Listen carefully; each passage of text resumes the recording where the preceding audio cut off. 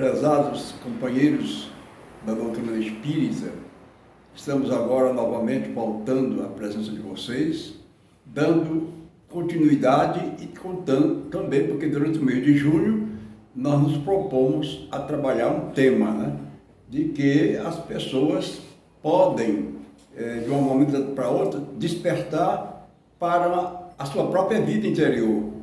Às vezes são pessoas desiludidas com o mundo, desiludidas com a sociedade, desiludidas com a família. Então, muitos enveredam pelo lado dos vícios, outros suicidam-se, outros ficam completamente doentes mentais porque tiveram decepções profundas e não teve quem ajudasse a se recuperar daquele estado.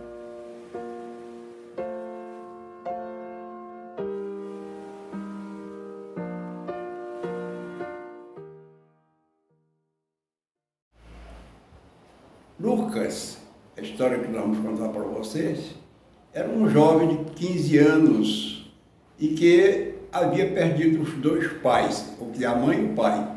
Ele, é claro, jovem de 15 anos, tinha necessidade de trabalhar e estudar, porque ele tinha que se manter. E começou então, arranjou um emprego, começou a trabalhar e começou a economizar aquelas importâncias que ele recebia do emprego. Para que vocês possam ter uma ideia, ele conseguiu, quando completou 20 anos de idade, uma certa importância e comprou a primeira organização comercial para a vida dele. E começou a prosperar.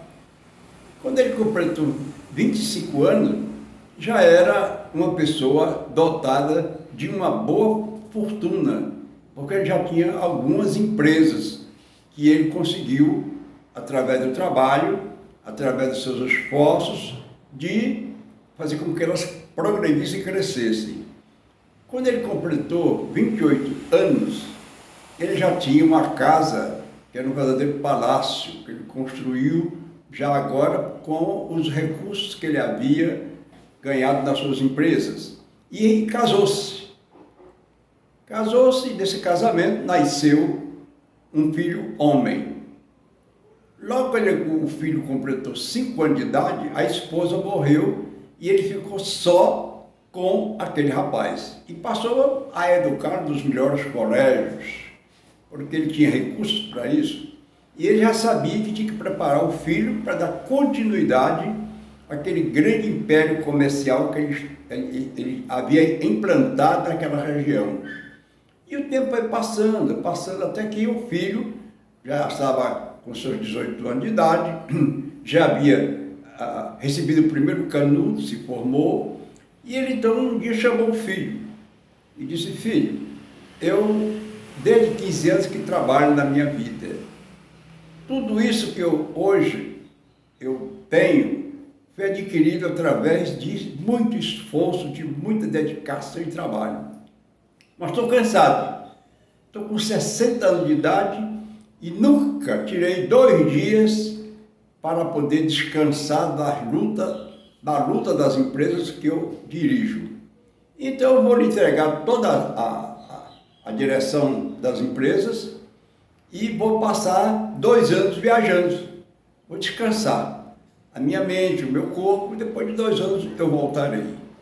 E então passou tudo para o filho, não só os seus negócios, como as finanças que ele possuía em algumas empresas e tudo isso, e preparou-se e viajou para a Europa. E é claro que ele ia estender um pouco mais, ele daí iria dar uma volta na África, e o certo é que ele passou.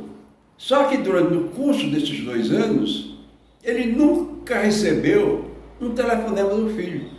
Nunca recebeu qualquer referência para saber como é que iam as suas empresas. Logo que ele já estava com 2 anos de passeios, já havia descansado a sua mente bastante, resolveu voltar. E, é claro, tentou telefonar para o filho, mas ele não atingia o telefone. Mesmo assim, ele não levou muito a sério, porque ele sabia que eram muitas empresas e podia estar muito ocupado, e daí não está dando atenção ao seu telefonema.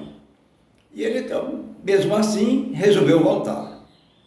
Comprou suas passagens aéreas e voltou para a sua cidade, onde ele tinha todas as suas empresas comerciais e onde ele tinha todos os seus recursos. Ele esperava que quando descesse no aeroporto, o filho estivesse esperando para levá-lo no carro até a sua mansão. Mas não aconteceu.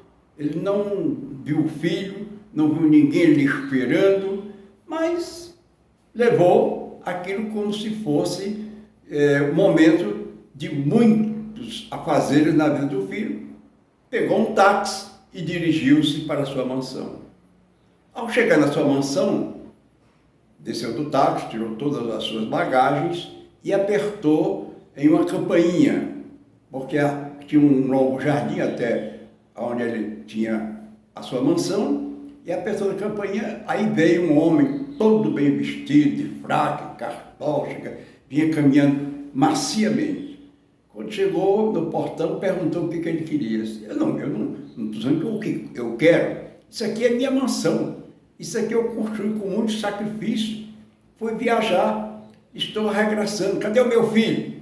Não, isso aqui não pertence mais a seu filho, mais ninguém. Ele vendeu essa mansão e o meu patrão, que está fora, não está aqui no momento, comprou dele essa mansão.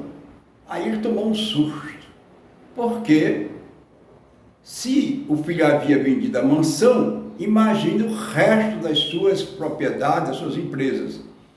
Então procurou se informar. O certo é que depois de 2 dias de peregrinação, o filho havia vendido tudo o que ele possuía. E fugiu, ninguém sabe para onde o destino que ele tomou. Ele então sentou-se num banco de uma praça e ficou meditando dos dias de luta, sacrifícios, quantas vezes ele passou noite sem conciliar o sono para poder manter tudo em ordem nas suas empresas. Agora, ele acabava de regressar de uma viagem de repouso e simplesmente tomou notícia de que o filho havia jogado tudo fora a fortuna que ele deixou. E ele agora se encontrava numa miséria total. Quando ele tinha idade de 15 anos que ele iniciou a sua vida em busca de adquirir alguma coisa, ele agora estava na mesma situação. Só que agora ele estava com 62 anos de idade. Ele disse, como é que eu vou começar a minha vida? Eu não tenho mais idade para reiniciar uma nova vida para mim.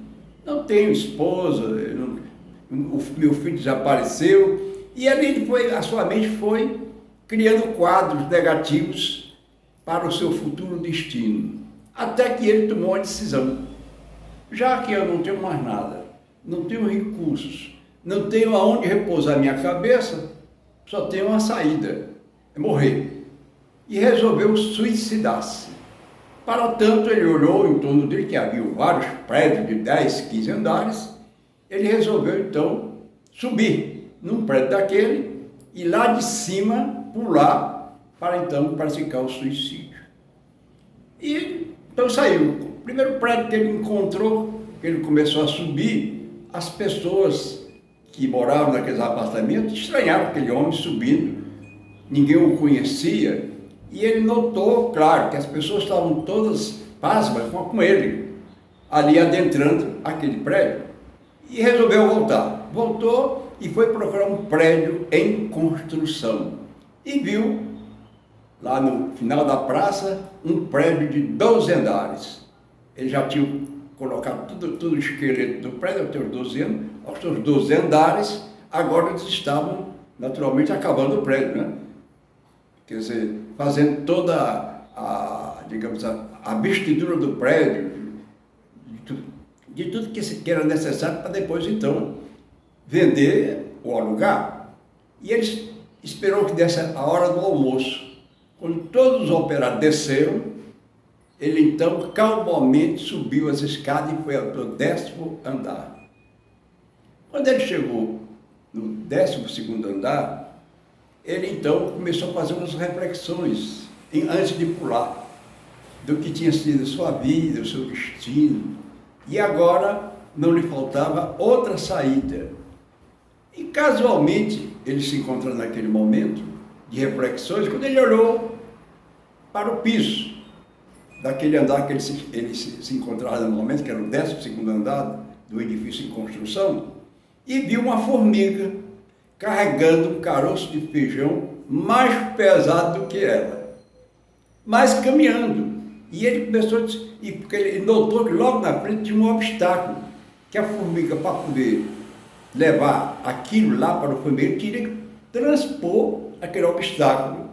E ele disse, antes de eu pular, eu quero só saber se essa formiga vai vencer esse obstáculo e passar. E a pobre da formiga subia, quando chegar no meio, com o peso do caroço de feijão, rolava para o chão de novo. E ele então começou a contar, até a 50ª vez que a formiguinha subia e caía, subia e caía. Aí na 50ª vez, ela conseguiu chegar no topo do obstáculo e passou para o outro lado, embora que saísse rolando até o outro final, mas foi embora. Aí ele tomou um susto, aí ele despertou-se, poxa, essa formiga lutou tanto para vencer um obstáculo, para levar para o seu formigueiro alguma coisa para as outras formigas se alimentarem.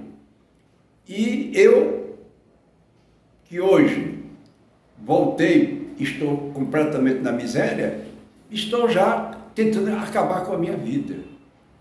Por que é que eu também não posso reiniciar tudo de novo? Sei que levei vários tombos e poderia levar mais, mas não vou praticar mais suicídio. E desceu. Mexeu nos seus bolsos e encontrou algumas importantes de dinheiro, comprou bombom, chocolate, essa coisa, pegou a caixa, encheu e saiu vendendo nas filas dos ônibus por onde ele passava. E para contar a história, 3 anos depois, ele tinha readquirido uma fortuna envejada novamente. E com isso, ele venceu aqueles momentos de incerteza, aqueles momentos de poderia, naquela idade, se ele poderia vencer, se ele podia sair daqueles momentos de crise. Então ele agora, novamente, tinha readquirido uma certa fortuna, comprou uma casa muito boa, estava vivendo a sua vida depois de passar por momentos desagradáveis, com a sua mente completamente desorganizada. Ora, companheiros, neste momento em que eu estou passando essa historinha para vocês, eu lembro que quantas e quantas pessoas, neste momento em que eu estou conversando com os companheiros, não estão também olhando para o futuro sem saber como vão vencer daqui a algum tempo. Porque são senhores de idade, perderam emprego, epidemia para aqui, para lá, outros não encontram alguém que lhe dê a mão, que lhe dê uma palavra de carinho, e por qualquer uma coisa já estão tentando, naturalmente, abafar aquele momento de crise com alguma coisa, ou com bebidas, ou com jogos, ou procurando naturalmente se meter em zonas que não deviam se meter. Então, isso está aí. Vocês veem que ele despertou ao ver o esforço de uma formiga. Subir 50 vezes um obstáculo para transpor esse obstáculo, levar aquela alimentação para o formigueiro. Então, vamos fazer isso. Nunca baixem a cabeça. No primeiro tombo, não fiquem caídos. Levantem-se e caminhem, que vocês vão vencer.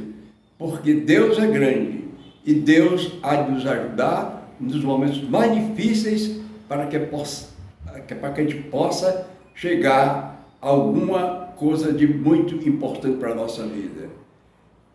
Ora, lembrar os companheiros também de que nós estamos, todos os nossos encontros aqui, Nós vamos trazer livros que traz mensagens espetaculares para essas pessoas que estão sem, digamos assim, sem confiança no futuro. Esse aqui é no Mecanismo da Mediunidade, é de André Luiz.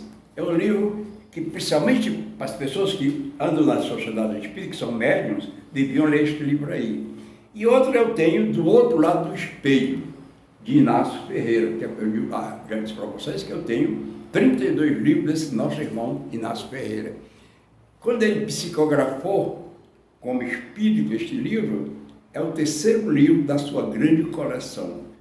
É sensacional este livro. Leiam. Se você basta entrar na internet que lá tem divulgação deste livro. Muito obrigado, paz e saúde.